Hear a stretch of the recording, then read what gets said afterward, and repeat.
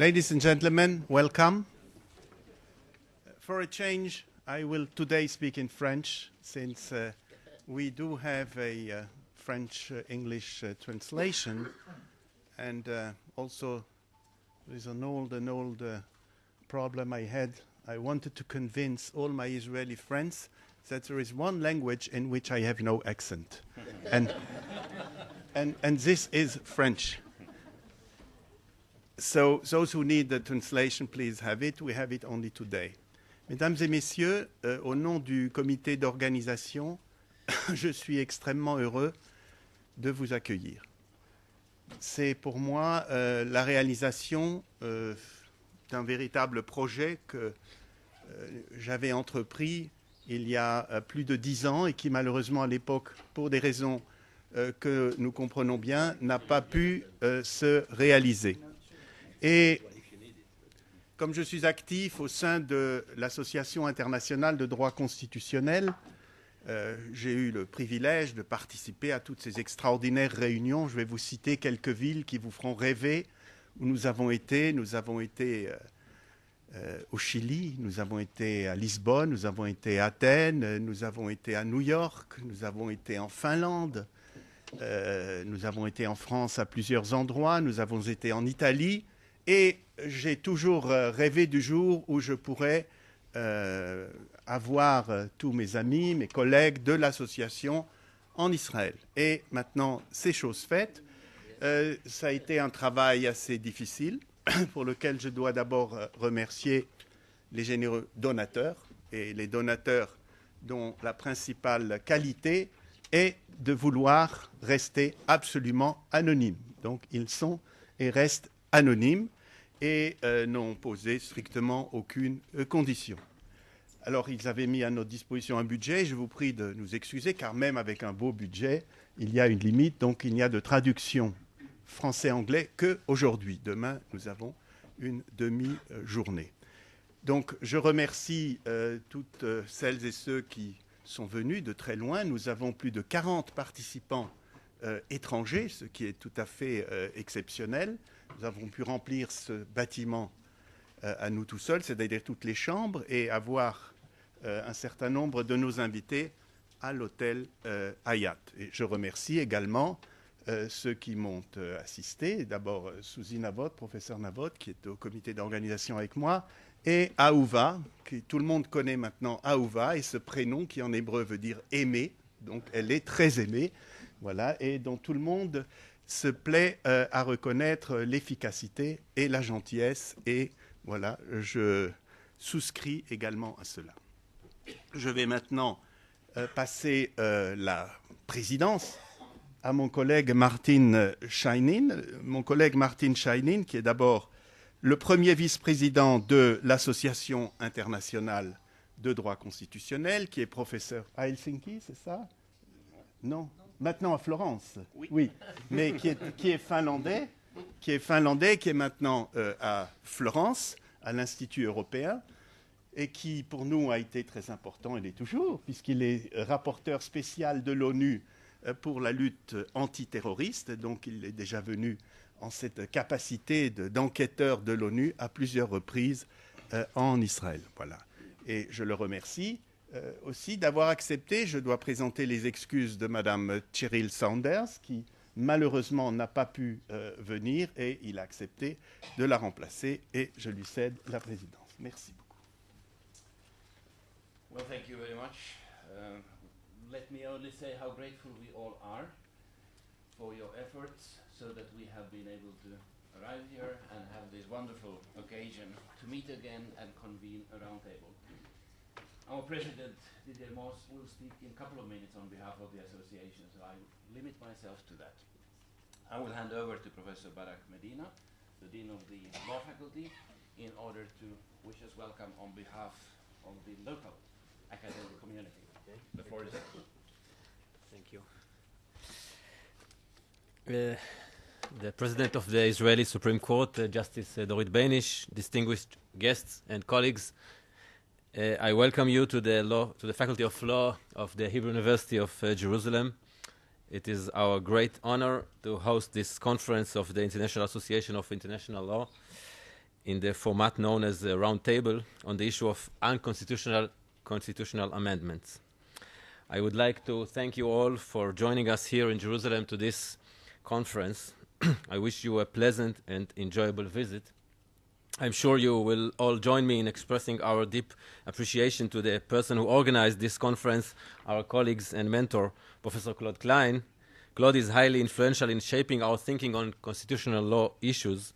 He constantly reminds us that we should look not only at the American jurisprudence and scholarship, but at that of other democracies as well, that we should take a proper account not only of abstract theories, but of lessons of history too, and that we should acknowledge that terms of art such as original constitutional power or derivative constitutional power have some core meaning that impose restrictions on the set of the legitimate legal outcomes. Claude's remarkable success in bringing together to this conference here in Jerusalem such an impressive group of scholars demonstrates not only his superb organizational capabilities, but his unique status in the international academic world. I would also like to thank Professor Suzy Navot for her invaluable contribution for organizing this conference. Finally, as my field of research and teaching when I'm not wearing the hat of the dean is constitutional law, I cannot resist the temptation to say just a word on the issue of our discussion. The doctrine of unconstitutional amendments to the Constitution entails that derivative constitutional power, the power to amend the Constitution, may well be bounded. Three main types of limitations may apply. The first two are the result of explicit provisions in the Constitution itself, procedural requirements regarding the form and manner in which an amendment to the Constitution may come to force, including, for instance, the required majority, and substantial requirements that entrench certain norms set forth in the Constitution as non-amendable. These types reflect the general self-binding characteristic of constitutions. But a third and more controversial type of limits of the power to amend the Constitution is the one derived from implicit rather than explicit provisions of the Constitution. These are the well-known concepts of the constitutional identity or the basic structure of the Constitution and so forth. In fact, this doctrine often serves the judiciary as a means to expand the scope of constitutional norms that bind not only the power to amend the Constitution, but also the power of the political branches. The main concerns in applying this doctrine are disagreement and change. Specifically, the identity of a given polity or the structure of a certain constitution is not, or at least should not necessarily be a stable one, but rather a dynamic one. The challenge in this is thus to justify such a doctrine given these difficulties. To my view, we may distinguish between three main positions in trying to justify this type of doctrine, and I promise I will be very brief here.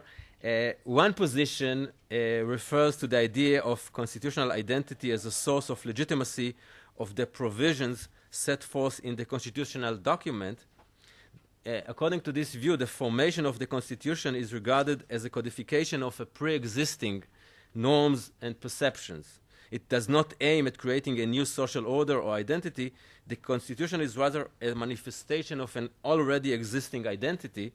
Thus, the source of legitimacy does not result from the process of establishing the Constitution, nor from the truth or rightfulness of its provisions. It is the alignment between the provisions of the Constitution and the pre-existing social identity that provides the required legitimacy of the constitutional binding power. This position provides justification to imposing limits of the power to amend the Constitution that is based on some of these pre-existing norms. In contrast, a second position refers to the concept of constitutional identity as a constitutive element in the formation of the Constitution. According to this view, the Constitution is not aimed at rulifying a pre-existing identity, but at establishing a new, or at least a modified one. Thus, the aim of the Constitution, according to this position, is to change the social order by establishing a new identity and to entrench this new order. The content of the constitutional identity is not determined according to pre-existing traditions, the relevant source here is the Constitution itself, either in explicit provisions that state its identity or through a Dworkinian process of identifying the theory that best fit the body of the constitutional norms and their accepted understanding. These two conceptions differ in important aspects, mainly in terms of the role of the constitutional document and more generally in the process of forming the Constitution, but there is an important similarity between these two positions that distinguish them from the third, and this is the view that the constitutional identity is entrenched in the constitutional document itself. The constitutional identity aims at providing guidelines to the correct interpretation of the Constitution and thus to limit the discretion of both the interpreter and the one who aims at amending the Constitution.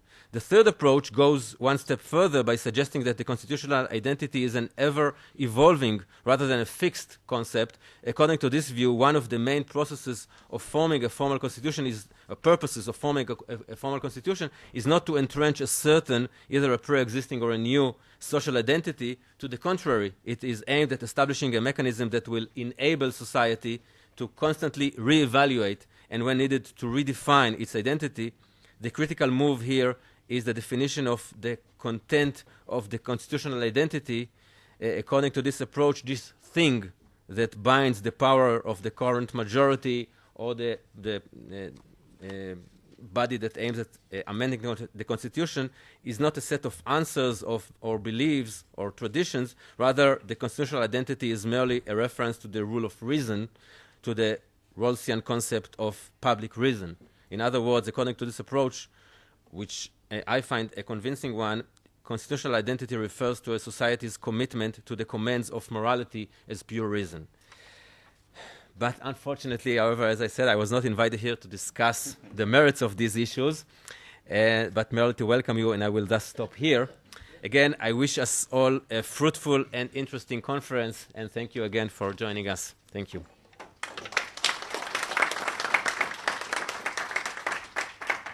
Thank you very much, Mr. Dean, not only for hosting us as Dean of the Law Faculty of the Hebrew University of Jerusalem, but also for your substantive contribution. Let me remind you and everybody else that this is a roundtable based on the idea of equality of the participants, so I hope you will stay and you will have a chance to elaborate on your thoughts later on. Thank you. Now, ladies and gentlemen, I have the honor to invite the Honorable Justice Mrs. Dorit Beinish to address us. She is the President of the Israeli Supreme Court, which is well known as one of developers of constitutional law, important for all constitutional scholars in the world. She has been a judge of that court since 1995 and president since 2006, after having served as Attorney General and head of prosecution, etc. We are very pleased to have you here, Madam.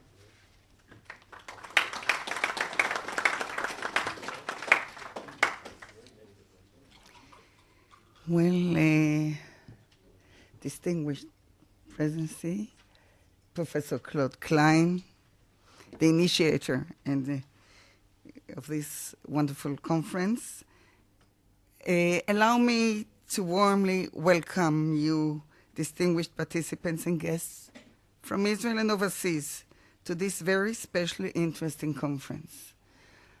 Of course, I came just to welcome you on behalf of our judiciary, of our Supreme Court, who takes part, as you already mentioned, in developing the constitutional law. I believe that the issues addressed in the conference today on an unconstitutional constitutional amendments are extremely important. They engage with the most fundamental principles of democracies, and they address the ways in which societies preserve their basic values and basic political structures. This conference is also a significant opportunity to collaborate on a topic that both demands and merits comparative discussions. Although the issue is deeply connected to each state's particular legal, social, and political regime, it also possesses unique universal characteristics commonly shared by all democracies. Accordingly, an exchange of opinion and review on how scholars, jurists, and judges, and I wish I could take part, explore this topic globally will provide us with critical lenses through which we can better analyze and apply these issues in our own respective legal systems. In this regard, I think that it is rather interesting, Professor Klein, the choice to hold this conference in Israel, especially a brilliant idea. As you all know, unlike other countries represented in this conference, Israel lacks a formal unified constitution, but rather has a set of basic laws that the Knesset, our legislature, adopted from time to time, in which at some unknown point in the future, hopefully in the near future, but I'm very skeptical, will be codified into an official and complete ceremonial constitution. Our basic laws are not immune and may easily be amended or changed without any procedural or substantial limitation. In this state of constant flux, it may be questionable whether and how the doctrine of the unconstitutional constitutional amendment applies here. Nevertheless, and perhaps paradoxically, because we do not have a rigid constitution, we are often confronted with fundamental constitutional questions. In fact, jurists from many countries with a long-standing constitutional tradition, such as the United States, who is not the majority here, they find it hard to understand how we have developed constitutional law without basic constitutional principles set out in a formal constitution. Although this has indeed presented us with many difficulties, it has to some extent provided us with an advantage in promoting constitutional principles in Israel, stated and developed by the Supreme Court, mainly by President Barak and all the colleagues of the court in the court. One of the most challenging issues relating to constitutional amendments is whether courts are able to set them aside when they are passed in violation of basic constitutional or democratic principles, which are not entrenched in the Constitution. The question that arises in such cases is whether the court can read into the Constitution non-amendable principles. Well, I was also not invited to relate to that, but I can't stand the temptation.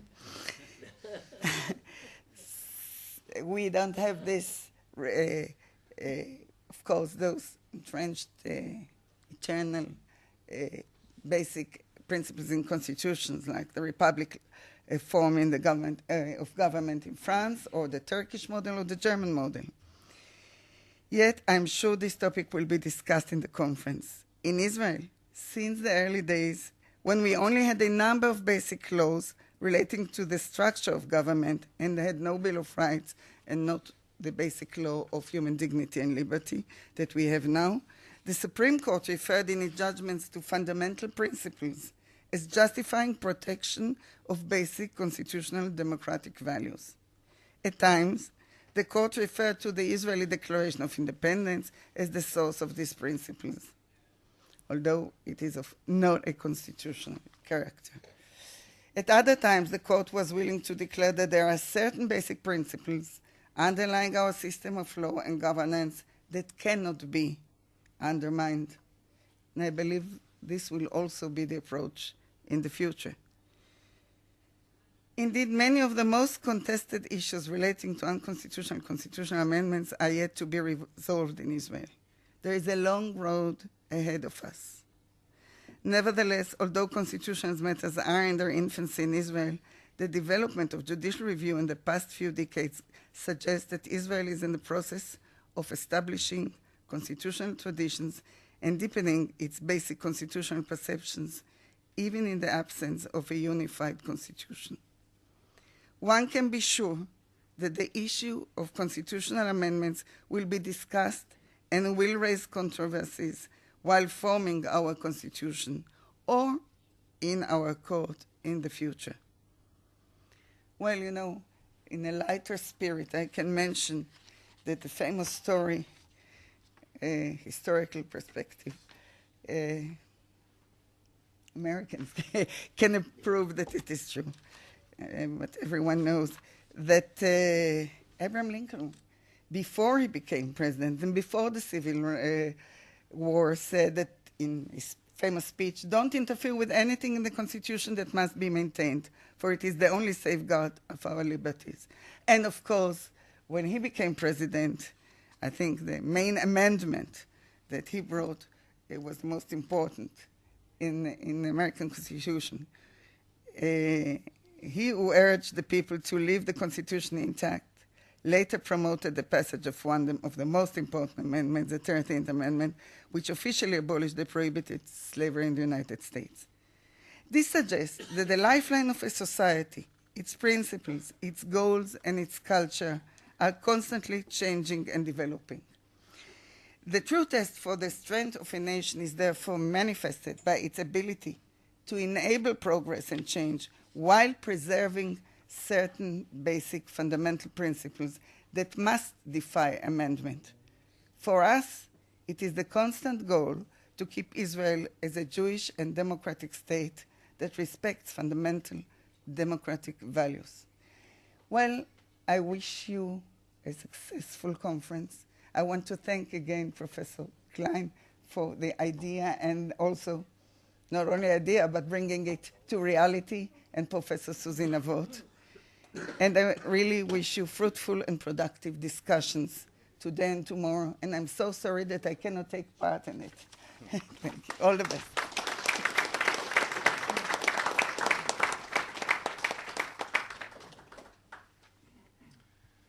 Madam President, let me say that we are very grateful that you could come and welcome us, and also your thoughtful comments are certainly beneficial for our further deliberations.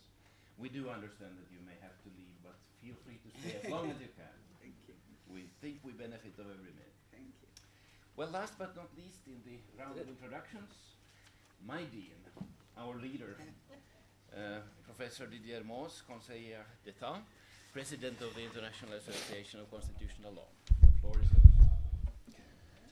Madame la Présidente de la Cour suprême, Monsieur l'ancien Président de la Cour suprême, Monsieur le Doyen, Mesdames, Messieurs, chers collègues, chers amis, je voudrais, en ouvrant ces quelques propos, d'abord, comme tout le monde, remercier notre ami, mon ami Claude Klein, pour nous avoir donné l'occasion de nous retrouver ici, sur le mont Scopus, pour cette table ronde.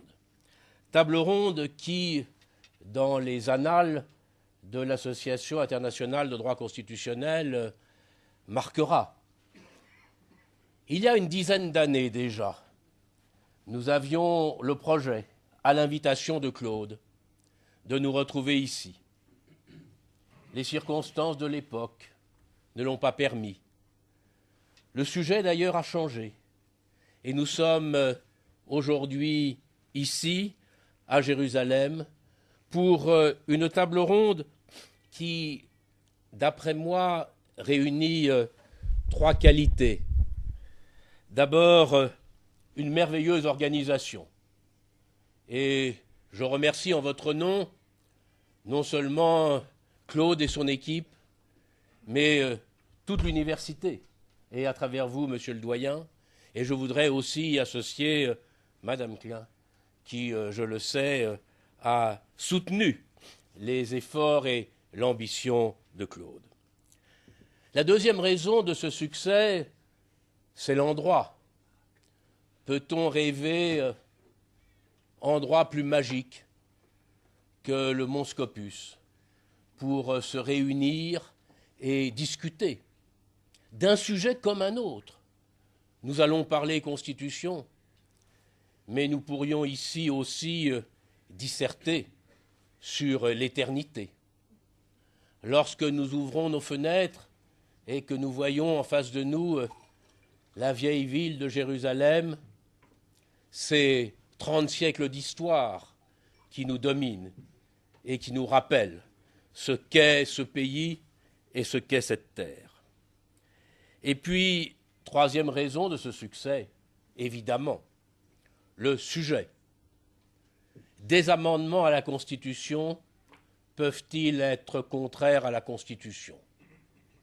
C'est une grande énigme, j'y reviendrai dans quelques instants. Mais permettez-moi, au nom du bilinguisme de notre association, de dire quelques mots en anglais pour un certain nombre de nos amis. I just want to explain to our members and to the people seated in this room what is the International Association of Constitutional Law. Michel Rosenfeld was the president at what time of this association, and he could explain also. Sheryl Sanders, unfortunately, is not here, and so many of the members of the executive committee could also explain it. But may I just say that our association is the only worldwide network in constitutional law. Our ambition is to have inside the association all the constitutional lawyers all over the world. It doesn't matter if they are professors, judges, sometimes both at the same time, practitioners, or just people interested in constitutional questions. It doesn't matter where they are in the world. It doesn't matter in which country, in which constitutional system they live. The only thing we ask of them is, are you interested by constitution? And if you are interested by constitutional problem, constitutional issue, please come and join us in the International Association of Constitutional Law. As many of you know, we have 4 main activities. The biggest one is the World Congress. Every 4 years, we have a Congress with some 4 to 5 and maybe more 100 people around one subject. And the next Congress will be in Mexico City, starting on the 5th of December of this year. And you have here, seated in the first rank, the 2 main organizers of the Congress, Professor Félix Ferro and Paco Tortolero. And they can answer all the questions about the Congress. You have also at the table Claude Klein. He's not only the organizer of this table, round table, but he's the president of the Congress Commission. And he tried, and he succeeded, I must say, to organize a very good program also for the Congress. And so, if you don't know Mexico City, if you don't know the country, and if you want to be with us, please come in Mexico City on the first week of December 2010. And I'm sure it will be as nice as it is today in Jerusalem. The second activity is the round table. Here we have one. Generally we have 2 every year, but this year we have only 1 because it is the year of Congress. And all these round tables, as Claude said, all around the world. Japan, Korea, Santiago de Chile, many countries in Europe. You missed Andorra, Claude. And as I'm once a day every month a citizen of Andorra, I have to mention Andorra. And all these round tables are always very interesting. And we discuss many, many subjects. I'm not going to tell you which. You can find them on the website of the association. Third and fourth, we have some groups of the association. We have interest groups, which mean groups around one subject. And one of them met yesterday in Jerusalem. Unfortunately, I was not there. It is the group on religion and state. And as I heard, you had a very successful meeting. Another group met 1 week ago in Siena, and it is the group headed by Tonia Groppi and Marie-Claire Pontero on the influence of case laws of one court to another. And this is also a very important subject. And so we hope we'll develop many, many interest groups in the futures. And finally, we have regional groups. That means group on a regional basis. We have a very good network now in Africa, and one or two members of it are here. We have a network in Europe, starting with Rainer, Arnold, and I, and we hope we will have other networks in Asia, Latin America, and so on. So, you see, our association is both international, regional, and sometimes we have national groups also. So, this is what I wanted just to say about our association. But let me go back to French and say a few things about our subject. Une constitution peut-elle être inconstitutionnelle? C'est la première phrase d'un article de Gary Jeffrey Jacobson dans Icon, et il sera là pour vous en parler mieux que moi. Mais cette phrase nous interpelle immédiatement. Elle rejoint d'ailleurs une découverte que j'ai faite sur Internet. Je ne sais pas si certains de nos collègues américains connaissent ce livre, je ne le connais qu'à travers son titre. Is the US Constitution Unconstitutional? By Carl R. Palevada, published in 1990. This is a rather strange subject. Do you think that the US Constitution can be unconstitutional? I don't know what is the inside of the book, but c'est étrange. Anyway, we are going to discuss. Pardon, I was going in English. No, well, I stay in French. Nous allons discuter plusieurs thèmes, plusieurs questions. Les orateurs suivants vont les développer. On commencera par Claude, qui va nous expliquer beaucoup de choses sur la modernité du concept. Mais permettez-moi simplement d'évoquer très rapidement 4 questions qui me viennent à l'esprit en lisant notre sujet. Première question, elle est centrale. Qu'est-ce que c'est qu'un amendement à la Constitution? Si nous pouvons réfléchir sur un amendement contraire à la Constitution, il faut d'abord savoir ce qu'est un amendement à la Constitution. Et on bute très rapidement sur la question de savoir quelle est la taille de l'amendement par rapport à la révision globale de la Constitution. Est-ce que l'amendement, c'est simplement de modifier des petits éléments d'une Constitution, ou est-ce que cela peut aller plus loin? Pensez à la Constitution finlandaise, Martine en parlera mieux que moi, ou à la Constitution suisse, qui ont été entièrement révisées récemment. Mais très honnêtement, c'est le même régime politique qu'avant, grosso modo. Est-ce que la révision totale, c'est une suite d'amendements ou pas? Prenez l'inverse.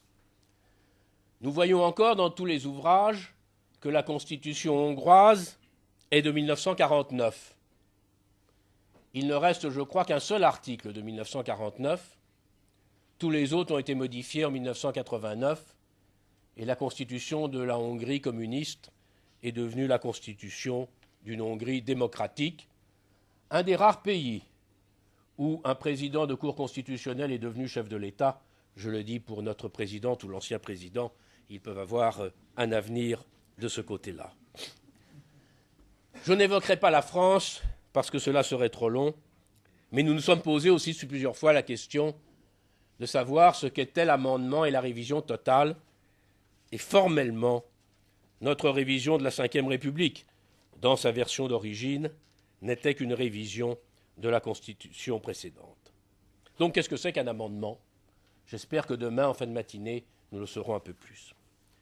Deuxième question, comment apprécier le caractère éventuellement contraire à la Constitution?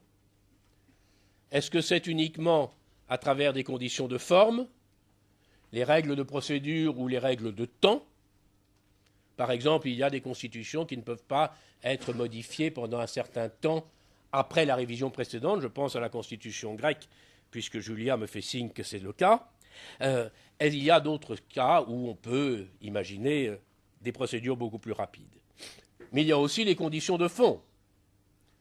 Est-ce qu'un amendement à la Constitution peut remettre en cause l'identité constitutionnelle d'un pays par des procédures démocratiques? Et notre ami Jacobson, dans son article, évoque les transformations malheureuses de la République de Weimar et fait appel à un auteur que je n'aime pas beaucoup, qui s'appelle Carl Schmitt. Bon, mais c'est une vraie question. Est-ce que l'on peut, par voie d'amendement, aller jusqu'au bout de la transformation d'une Constitution? Troisième question, si l'on a des doutes sur le caractère inconstitutionnel, qui peut l'apprécier? Le juge? Nous avons les exemples indiens, mais à l'inverse, l'exemple irlandais. Je ne dirai rien d'Israël, Madame la Présidente, par souci de diplomatie et d'amitié, mais c'est une vraie question. Ou est-ce que c'est le peuple uniquement qui, au nom de la sacro-sainte souveraineté populaire, peut dire en réalité ça n'a aucune espèce d'importance? Nous aurons aussi tout ceci à voir. Mais notre problématique, et c'est la quatrième et dernière question, n'est plus uniquement nationale. Je suis heureux que notre éminent collègue, le juge Garlitsky, soit ici et qu'il nous entretienne demain de la régulation internationale. Car pour les 47 pays européens, membres du Conseil de l'Europe, et donc partis à la Cour européenne des droits de l'homme, la question maintenant est de savoir si nous avons le droit de faire des amendements à la Constitution qui pourraient être contraires à la Convention européenne des droits de l'homme, telle qu'elle est évidemment interprétée de manière vivante et dynamique par la Cour de Strasbourg. C'est une question essentielle. Il m'arrive de développer ce thème, je ne le ferai pas aujourd'hui, mais il est central dans toutes nos préoccupations. Il est évident que nous pouvons toujours changer une règle de la procédure législative. Mais est-ce que l'on pourrait changer des règles sur les droits fondamentaux sans être en contradiction avec la Convention européenne des droits de l'homme? Ma réponse personnelle est non, mais là je ne prends le risque que de l'exprimer en mon nom. En fin de compte, on en revient assez vite à cette merveilleuse phrase américaine qui fonde la démocratie américaine. We the people. Qu'est-ce que ça veut dire, we the people? Et vous savez qu'en français, on a du mal à traduire. Est-ce que c'est la nation? Ou est-ce que c'est les personnes les unes à côté des autres? Le peuple? We the people. Qui a le droit de s'exprimer au nom de ce we the people? Alors, voilà quelques questions qui sont devant nous. Mais, avant de vous rendre, chère Martine, la parole, permettez-moi d'évoquer quelque chose de plus personnel. Je suis venu pour la première fois dans ce pays il y a, je n'arrive plus à savoir, 46 ou 47 ans. Plus que 45, j'en suis sûr. À un an près, j'ai des doutes. Je me souviens de Jérusalem divisée en deux. Je me souviens des sacs de sable qui ne permettaient de voir les murs de la vieille ville que de loin. Et ce pays, pour moi, n'est pas un pays comme un autre. C'est la raison pour laquelle, ouvrant cette dernière table ronde, en tant que président de l'Association internationale de droit constitutionnel, je voudrais tout spécialement dire à Claude que c'est pour moi non seulement un honneur, mais un immense plaisir et une très grande émotion que d'être avec vous aujourd'hui. Merci.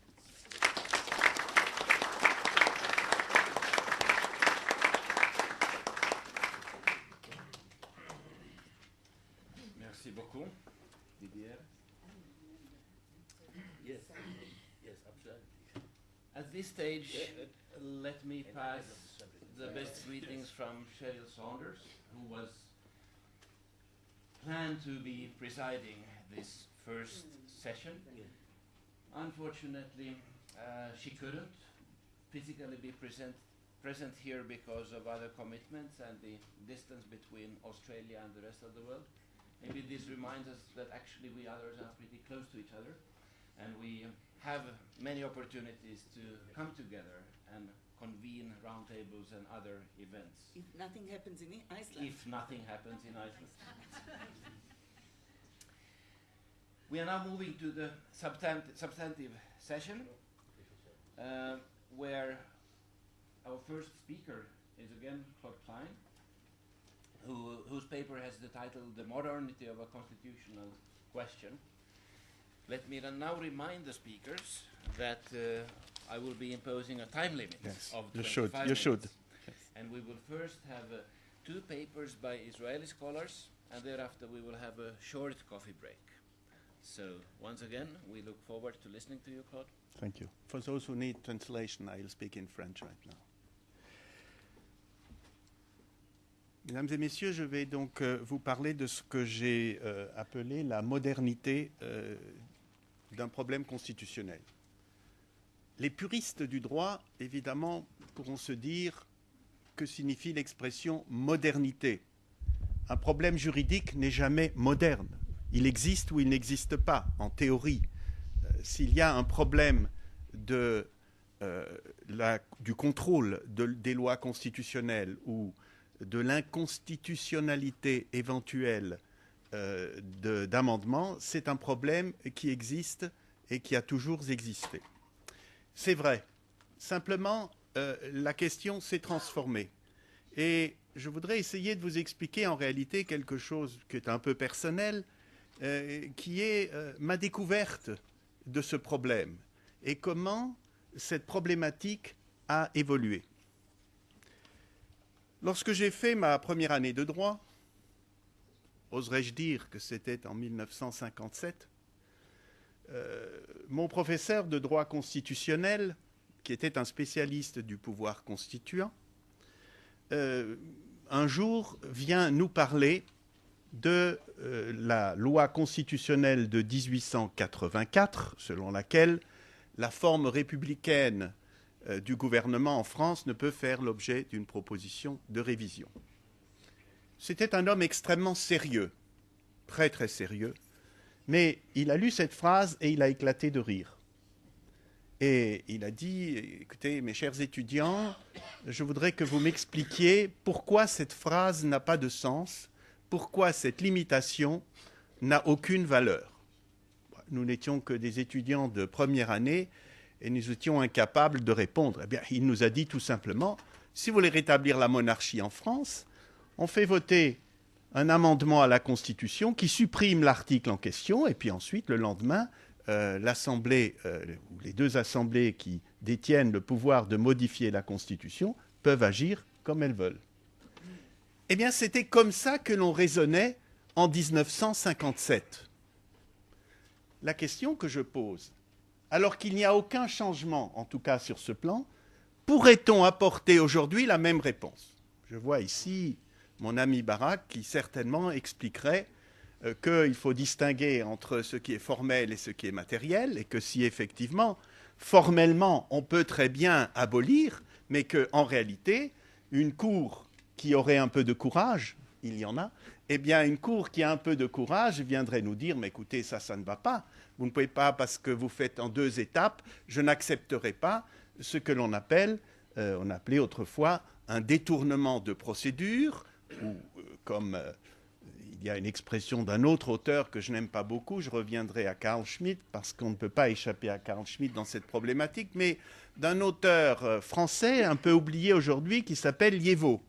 Et M. Liévaux avait écrit en pleine guerre un article assez bizarre sur la révision constitutionnelle du 10 juillet 1940 qui donnait tous les pouvoirs au maréchal Pétain et qui expliquait que c'était une fraude à la loi. En réalité, ce qui était bizarre dans cet article, ce n'était pas tellement parce qu'il condamnait la révision, mais c'est parce que dans la révision, il y avait encore quelques limites qui étaient imposées au maréchal et en disant que la loi du 10 juillet était dépourvue de validité, les limites imposées au maréchal tombaient en même temps. C'était le but de l'opération. Donc c'est la fraude à la loi, c'est-à-dire il y a eu révolution, par conséquent la loi ne compte plus. Mais ceci est un autre problème. Aujourd'hui, nous acceptons l'idée selon laquelle, lorsqu'il y a une situation de ce type, on ne peut pas se cacher derrière un argument purement formel qui consiste à dire s'il y a une interdiction de réintroduire le régime républicain, on supprime d'abord l'interdiction et puis ensuite la voie est libre.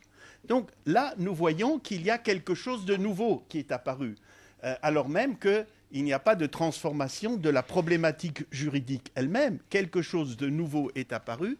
Ce quelque chose de nouveau, c'est ce que l'un de nos auteurs en Israël, assez connu en tout cas des Israéliens, a appelé le déclin du formalisme et la montée donc de l'appréciation beaucoup plus de valeur. Donc, livre célèbre en tout cas parmi les étudiants en Israël qui doivent tous le lire. Donc la question a été transformée et nous ne relisons plus de la même manière, ce type d'argumentation. La deuxième question, évidemment, car ici il s'agit de ce qu'on appelle une limite formelle. La limite formelle, c'est on ne peut pas réintroduire le régime républicain. Mais il y a l'autre doctrine qui est, et je dirais un mot simplement de Schmitt, car on est bien obligé de parler de lui. Personne ne le trouve sympathique. Ce n'était pas un personnage sympathique, mais c'était un grand auteur, malgré tout. Et dans son traité de 1928, la théorie de la Constitution, qui est maintenant traduite dans presque toutes les langues, en tout cas en anglais, et je ne parle pas du français, l'italien, l'espagnol, eh bien, il a apporté cette extraordinaire distinction entre ce qu'il appelle la Constitution et les lois constitutionnelles, et il dit les lois constitutionnelles, on peut les modifier, ce qu'il appelle la Constitution, ce qui est en réalité pour lui l'essence de la Constitution, les principes qui sous-tendent, qui sous-bassent complètement la Constitution, cela, dit-il, en 1928, on ne peut pas les modifier. Alors pour ceux d'entre vous, je pense que c'est une distinction extrêmement intéressante qu'il a apportée, mais si je devais vous apporter la preuve du caractère un peu curieux de ce personnage, je dirais qu'en 1933, lorsqu'il y a eu la loi d'habilitation qui a donné en mars 1933 à Hitler tous les pouvoirs, Schmitt s'est empressé de publier un article, un commentaire de la loi. Et alors, on l'attend au tournant, puisqu'il publie un commentaire de la loi sur une procédure qui visiblement n'est pas du tout conforme à ce qu'il a enseigné depuis 28. Alors il a eu cette phrase extraordinaire, il dit, écoutez, à l'époque, n'est-ce pas, la doctrine dominante, Herrschende Lehre, qui est un concept très important en allemand, la doctrine dominante enseignait qu'on peut le faire, donc on peut le faire. Donc il se cache lui-même derrière la doctrine dominante en rejetant sa propre opinion minoritaire. Alors là, on retrouve, n'est-ce pas, le caractère faible, opportuniste de Schmitt, mais en même temps, sa distinction tient toujours la route. Et après la Deuxième Guerre mondiale, alors les auteurs de la loi fondamentale de Bonn sont toujours là à dire c'est pas Schmitt qui nous a inspirés, n'est-ce pas? C'est pas Schmitt qui a inspiré l'article 79.3 dont je pense Ulrich Preuss parlera tout à l'heure, mais c'est pas lui, mais c'est quand même lui qui a enseigné un peu cette idée qu'il faut distinguer entre ce qui est l'essence même d'un texte et ce qui peut véritablement être modifié. Donc, à quelle majorité? S'il faut, par exemple, si le texte de la Constitution nous dit bien la première session d'octobre commence le deuxième lundi du mois d'octobre, on peut le modifier, il n'y a aucun problème. Mais s'il y a un texte qui dit la République est laïque, indivisible, sociale, etc., peut-être que ça, c'est quelque chose que l'on ne peut pas modifier. La question, évidemment, reste à voir. D'ailleurs, paradoxalement, sur ce point, j'ai trouvé, en faisant quelques recherches, que Schmitt et Kelsen étaient un peu plus proches qu'on ne le croyait. Mais que celui qui était véritablement réaliste, si je puis dire, dans cette affaire, c'était Kelsen et pas Schmitt. Parce que Kelsen s'est lui aussi interrogé sur l'intangibilité, c'est-à-dire sur les dispositions. Et il dit, est-ce qu'on peut vraiment interdire le rétablissement de la monarchie en France? Il dit oui, on peut l'interdire, mais ça ne servira à rien. C'est-à-dire, il dit oui, vous pouvez l'écrire, ça peut apparaître dans le texte, mais en réalité, dit-il, je suis extrêmement sceptique sur la réalité de ces interdictions auxquelles il ne croyait pas. Il n'a pas trop développé, d'ailleurs, par ailleurs, cette question. Donc, je dirais modernité, parce qu'aujourd'hui, notre approche s'est complètement transformée. Nous ne nous arrêtons plus, comme le croient d'ailleurs souvent les non-juristes. Les non-juristes s'adressent à nous parfois comme ça dans la rue, n'importe où, en disant « oui, là, je peux prouver qu'il y avait une virgule qui manquait et par conséquent, le contrat n'est pas valable. » Et c'est vrai aussi en droit public. Nous sommes devenus beaucoup moins formalistes que nous ne l'étions autrefois. Et évidemment, c'est une bonne chose. Mais maintenant, j'en viens à un deuxième aspect. Un deuxième aspect, je sais que pour lequel les développements sont tout aussi intéressants, bien que parfois ils soient encore critiqués. À cette même période où je commençais mes études de droit, certains professeurs se posaient déjà la question de savoir est-ce qu'un tribunal peut contrôler la loi? Alors je dois dire que la simple question faisait dresser les cheveux sur la tête des Français. Contrôler la loi, mais vous n'y pensez pas. Contrôler la loi, contrôler le souverain. Il n'est pas possible de contrôler le souverain. Quels sont ces juges qui vont dire aux auteurs de la loi, qui sont les représentants du peuple, que le législateur s'est trompé? C'était une chose absolument inadmissible. Alors certes, timidement, certains, je me rappelle, quand j'ai commencé un petit enseignement de droit, je disais, mais écoutez, après tout, lorsque, si vous prenez un juge contrôle la légalité d'un acte administratif, donc il compare l'acte administratif à la loi. Eh bien, lorsque le juge va juger de la constitutionnalité d'une loi, eh bien, il compare la loi à la Constitution. Il faut juridiquement, je dirais même intellectuellement, il ne faut pas un niveau d'intelligence supérieur. C'est le même travail. Et parfois, les questions qui sont posées dans le contrôle juridictionnel de l'administration ne sont pas plus difficiles que celles qui sont posées aux législateurs. Simplement, c'est un peu politique. Ça commence à être un peu politique. Ça commence à sentir un peu le soufre, si je puis dire, puisque on voit déjà le législateur qui n'est pas content. Eh bien, voilà, cette idée a fait son chemin.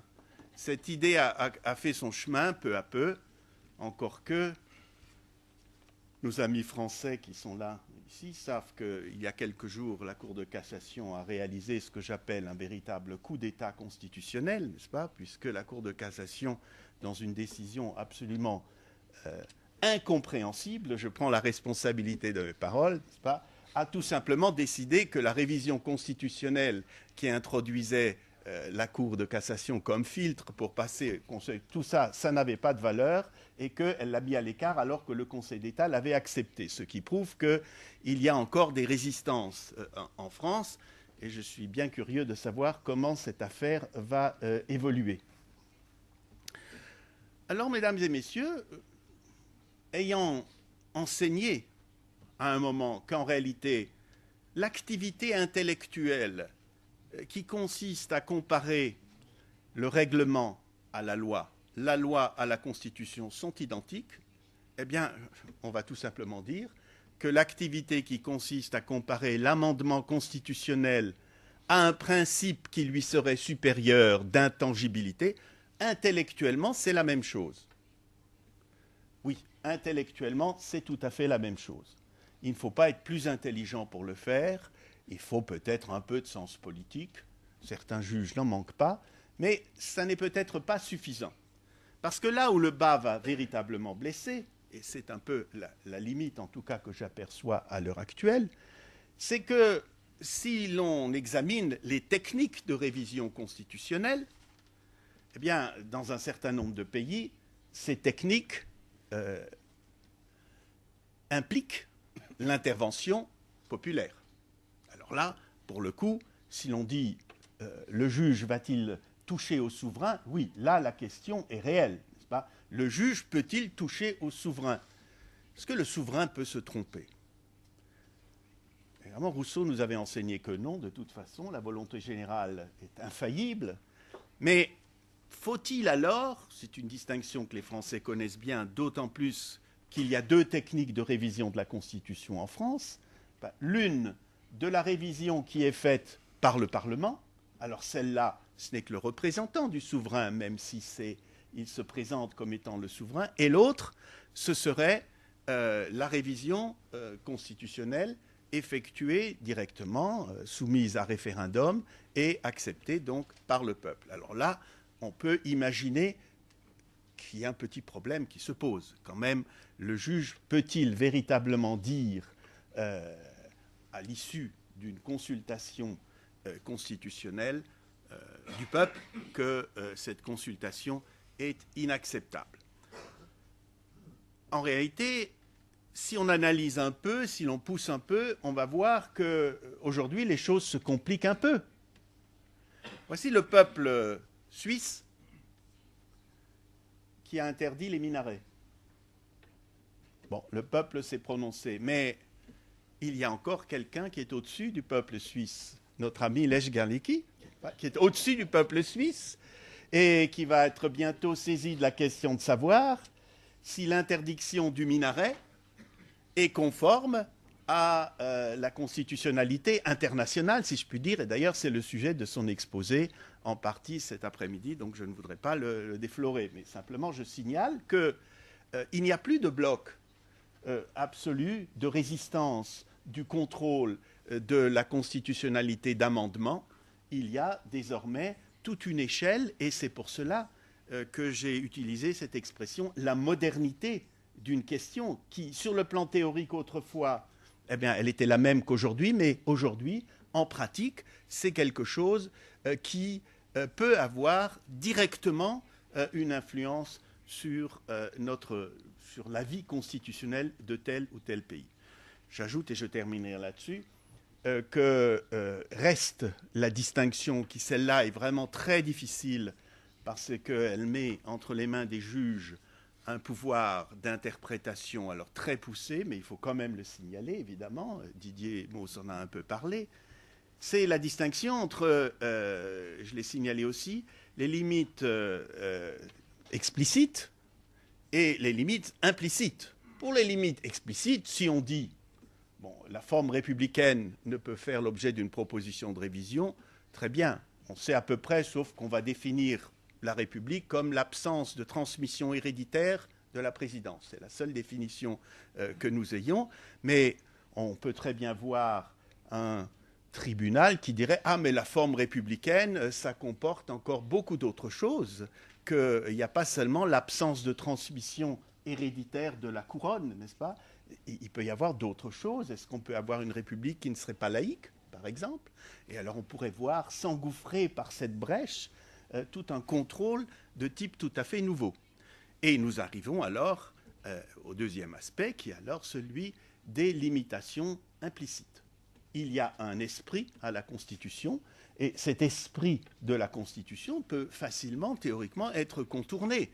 Et on peut trouver, les législateurs ont tous beaucoup d'imagination pour trouver des formules qui leur permettent de dépasser les interdictions. Alors là, je crois que c'est peut-être, vais-je me tromper, c'est peut-être quand même une limite, car il y a quand même un moment où le tribunal, la cour, les juges, même les plus audacieux, les plus activistes, même certains qui feraient preuve d'hyperactivisme, j'ai considéré comme une maladie l'hyperactivisme, eh bien même ceux-là hésiteraient un moment avant d'intervenir et de dire alors là, non, nous ne pouvons pas aller jusque-là.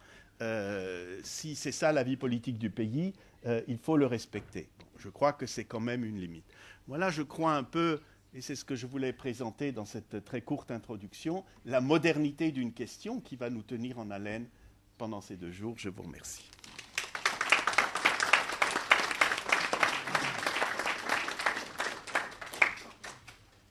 Thank you very much, Claude. you certainly gave life to some of the challenges inherent in our topic. Unconstitutional, constitutional amendments sounds absurd or paradoxical, but it is very real as a topic, and as you proved, it is a modern question, a question of the 20th century and a question of our time right now. You also set a good role model for the others by sticking to the time. You spoke only for 20 minutes.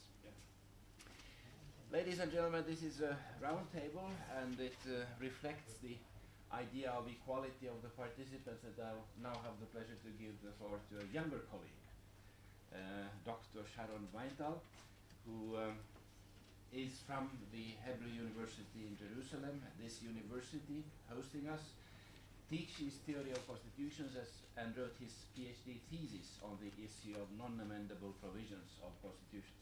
The floor is yours.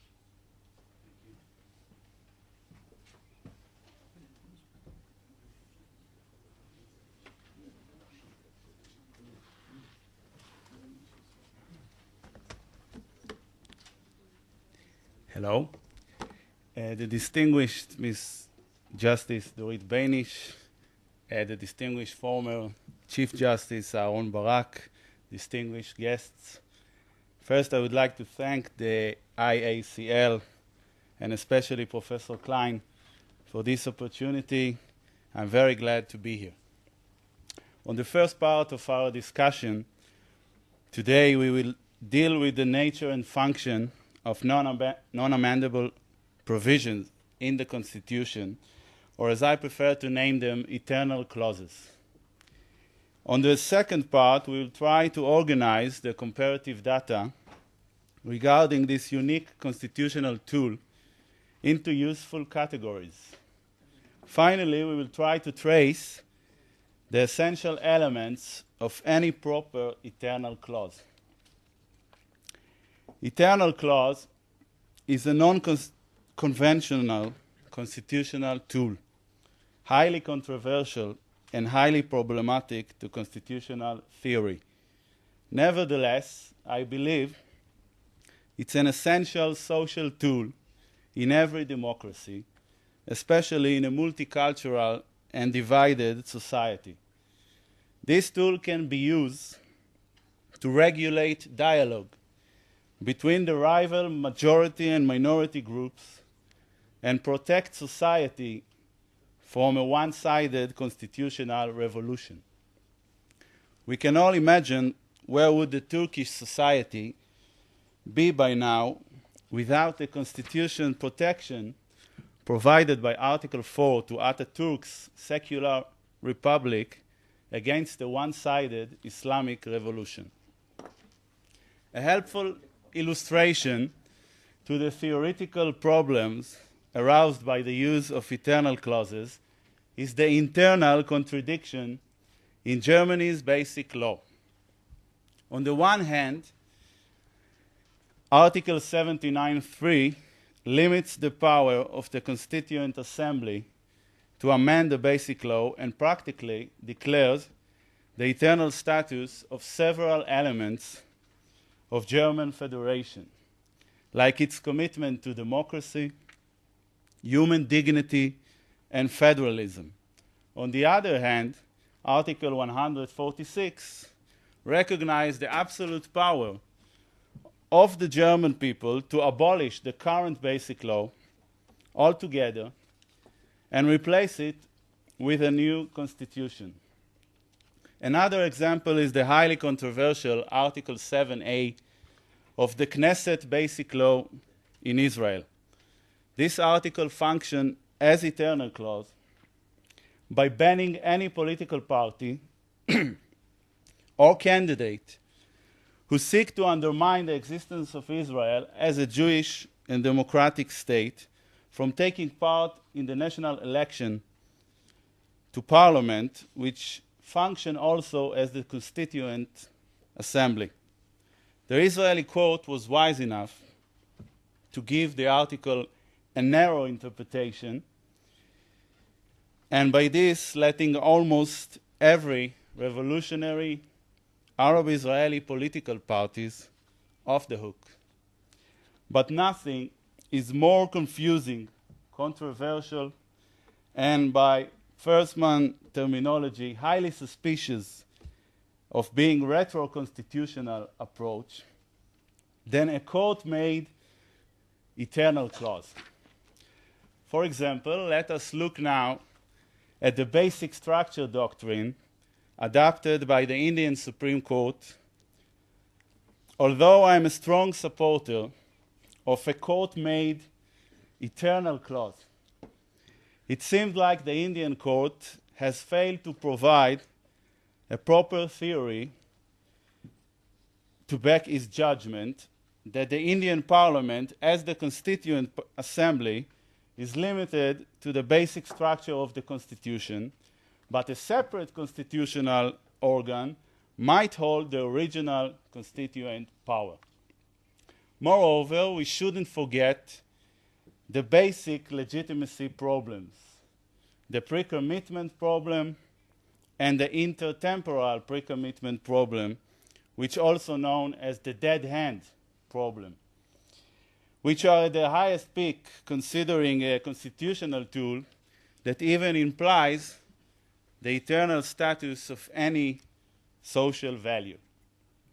In light of such a confusing and controversial constitutional reality, we are in dire need of a holistic constitutional theory, one that offers an elegant option to accommodate such a constitutional tool, of course, on the condition that we believe it is worth the effort.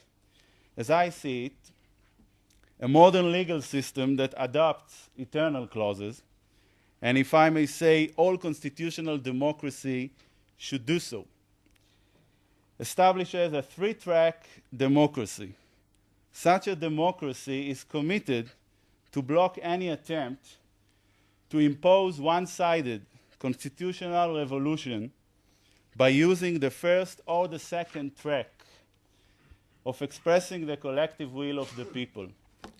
By the first track, I mean normal legislation by Parliament. And by the second track, I mean the normal higher lawmaking by the derivative constituent assembly, Parliament, another constitutional organ, or a referendum. The second track, in my opinion, is inherently limited by the mere fact that the constitutional organs who dominate it are not considered as the legitimate reincarnation of the original constituent power. It follows that those constitutional organs are expected to act as the derivative constituent power, loyal by its nature to the continuity of the dynamic aspect of the founding narrative of a particular nation. Such a democracy is committed to accommodate a third track of expressing the collective will of the people, a track which sets a special normative requirements for the legitimate reincarnation of the original constituent power on the path of founding a new nation. Those normative requirements, as I perceive them, include a commitment to form a special constituent assembly that will ensure intergroup, open, and equal dialogue, which matures only by reaching a historic compromise agreed by the mainstream of the main groups in society on the basic principle of a new constitution to a new nation. The draft of the new constitutional principle must get the approval of the people to gain legitimacy. And in a divided society, it would be advisable to adopt communal referendums instead of a national one, to ensure that the voice of minority groups will be heard and that the consensual nature of the third track will be kept. I believe those normative requirements are exactly what's missing in the first two tracks of lawmaking described in Bruce Ackerman's Dualism, or in the legitimate eruption of the wave of sovereignty in Carl Schmitt's popular revolutionary democracy. What is missing here is the recognition that revolutionary constitutional change, one that breaks the chain of the founding narrative, touches the most delicate nerves of society and could have a huge impact on the viability of the political community and on the basic interest of individuals. Now we can try to tackle the confusing examples mentioned above. The German inner contradiction, as it seems now, is not a contradiction at all. The different articles deals with different tracks of expressing the collective will of the people. The eternal clause of Article 79.3 deals with the first two tracks and blocks any attempt to impose a constitutional revolution using those tracks. On the other hand, Article 146 deals with the option of the German people to operate the third track. What obviously missing from Article 146 is the normative requirements for a legitimate reincarnation of the original constituent power. In the same manner, Article 7a in Israel is basically a declaration by the Israeli parliament recognizing that the characteristics of the Knesset as a constitutional organ falls short as being the legitimate reincarnation of the original constituent power. And finally, the basic structure doctrine in India is the same recognition by the Indian Supreme Court that the Indian Parliament is not a legitimate constitutional organ to operate the third track by changing the basic structure of India's constitution. The same traces of three-track democracy could have been found in Article 5 of the US Constitution.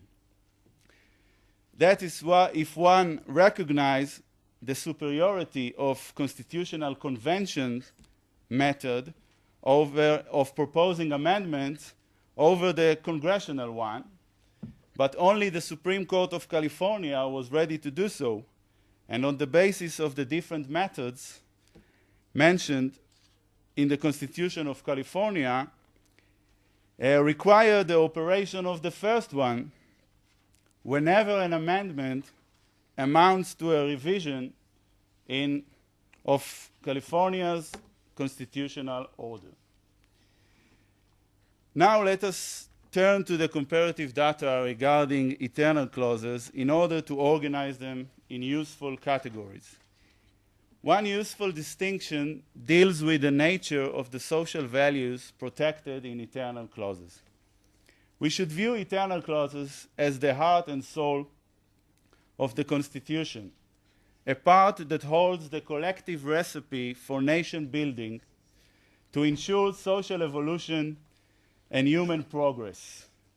Some eternal clauses hold a universal recipe, which means that we strongly believe provides us with the ideal way of organizing the political community in order to promote those goals, one that in political liberalism terminology, every reasonable perception of the good in our society must embrace. Such universal recipes are the modern state based on the social contract, in contrast to the state of nature described in Hobbes and Locke writings, or the democratic system of government as we perceived it in our generation, in contrast to any other system. When we recognize universal founding value in eternal clauses, the best interpretation we can offer those parts of the Constitution is a one that blocks totally all tracks of expressing the collective will of the people. What good it will do if we let the people destroy a universal recipe for social evolution and human progress, using the third track. Any revolutionary step here is clearly a step back. That is not the case regarding a particular recipe protected in eternal clauses. Here we are dealing with an imperfect recipe we inherit from our founding fathers, one that we probably would like to change sometimes in the future. For example, the Jewish state recipe alienates Israeli Arabs and obviously is far from perfection. German federalism seemed temporary considering the minimal cultural differences between the different lenders. And India might reconsider the secular civic republic in light of the identity crisis in other civic republics like France and Turkey. Particular recipes demand narrower interpretation to eternal clauses. The best interpretation we can offer here is the one that blocks the first two tracks but keeps the third wide open for the reincarnation of the original constituent power.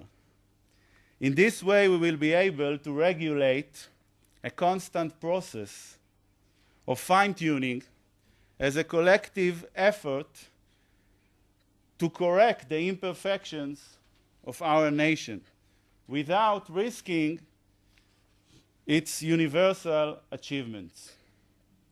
On the basis of this distinction, we can now offer an interpretation to Article 146 of Germany's Basic Law. The German people is given the power to operate the third track and adopt a new constitution. But a retreat from the universal recipe of nation building protected in Article 79.3 should never gain legitimacy or consider legal. Another helpful distinction deals with the organ of the state that undertakes the responsibility to discover an eternal clause in the Constitution. The formal eternal clause are those made by the Constituent Assembly and are easy to trace in the constitutional text.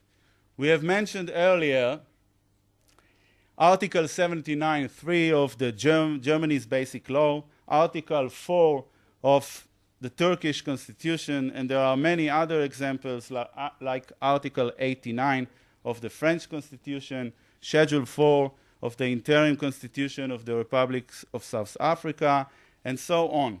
In this category, Article 7a of the Basic Law of the Knesset mentioned above is somehow exceptional. This kind of eternal clause sets the blocks against the one-sided constitutional revolution, not at the end of the road, in order to strike down a revolutionary amendment, but at the gates of the derivative Constituent Assembly. The aim here is to keep out revolutionary political parties who insist on promoting their goals with disrespect to the limited powers of the constitutional organ they strive to get membership in. Another category is the judicial eternal clause, made and discovered by the court.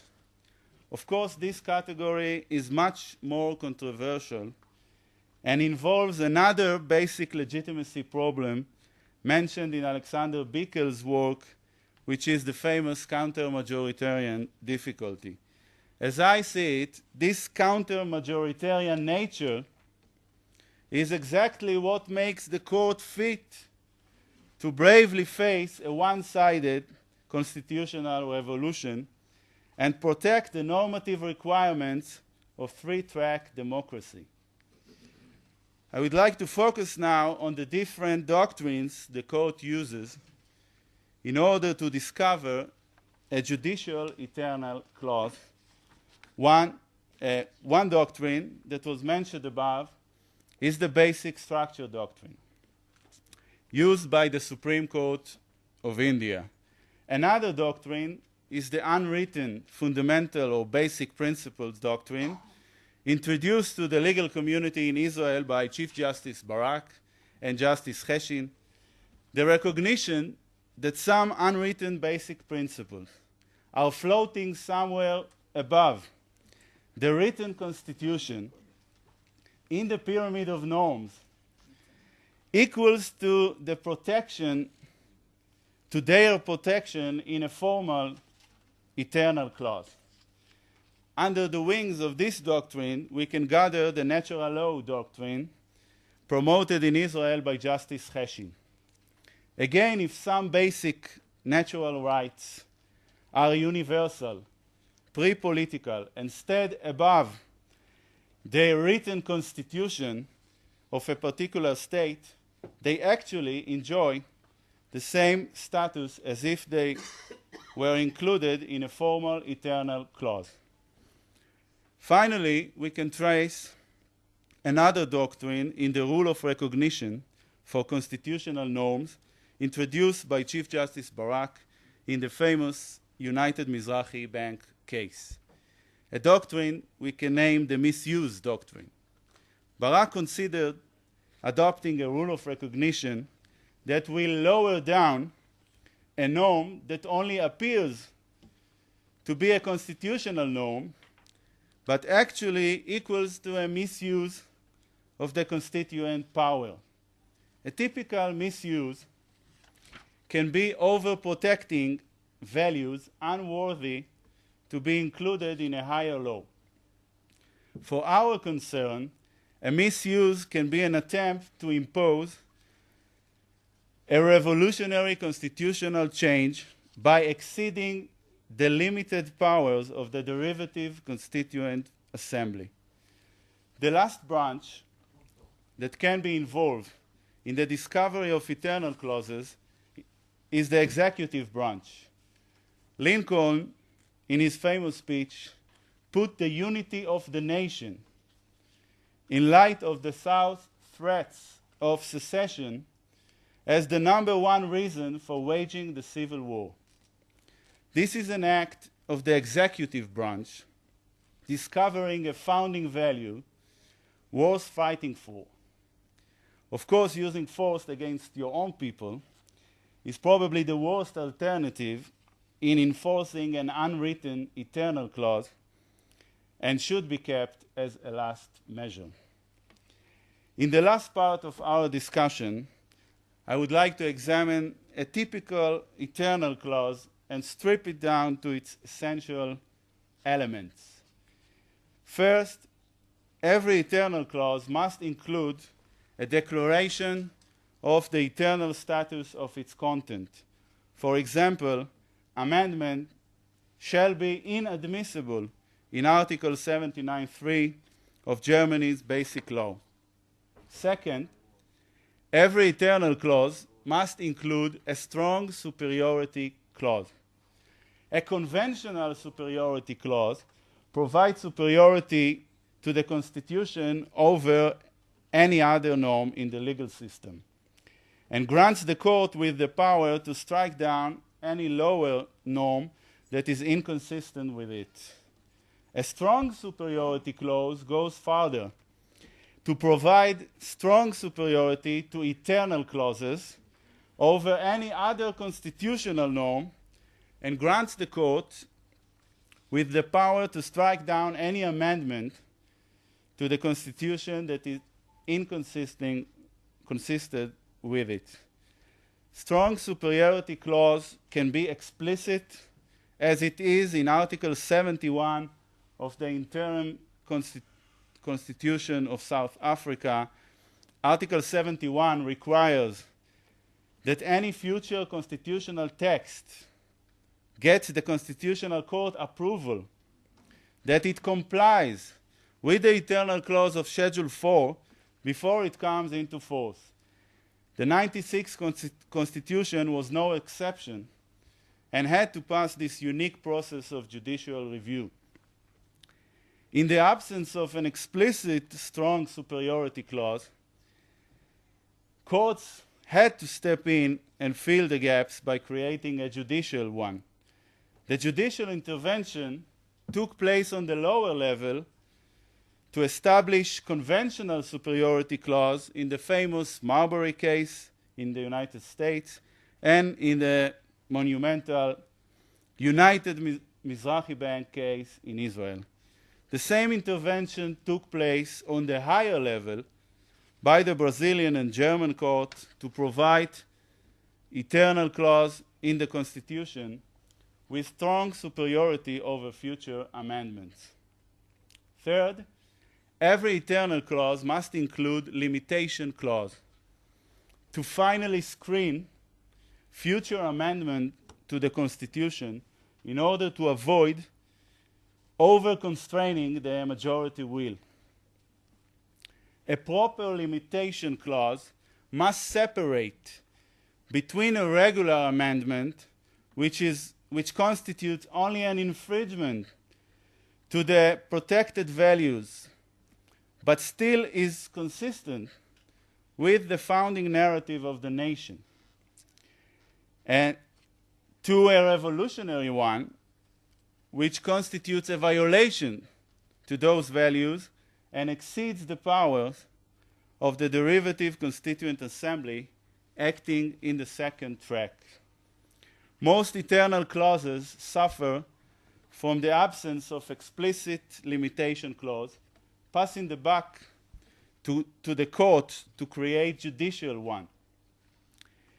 Article 288 of the Constitution of Portugal at least implies the existence of such a clause by changing the common language of strict prohibition of any amendment infringing eternal clauses into a language of an obligation to respect the founding values protected in them. Finally, every eternal clause needs to secure its own eternal status, because opening the door for a substantial revision in this part of the Constitution by the derivative Constituent Assembly through the second track undermines the whole system of three-track democracy. Article 74 of the interim South African Constitution is a fine example how to secure the eternal status not only of the eternal clause itself, but also the strong superiority clause, including the power of judicial review regarding any future constitutional text or amendment. To close our discussion today, I would like to state that I strongly believe that a nation fortunate enough to achieve universal achievements in the form of a collective commitment to the modern state, democracy, and human rights should adopt eternal clause and a three-track democracy. For such a nation, every one-sided revolutionary second-guessing over the collective recipe for social evolution and human progress could be fatal and self-defeating. For such a nation, a responsible, fair, and consensual third track in order to break out of the founding narrative is the sane and legitimate alternative.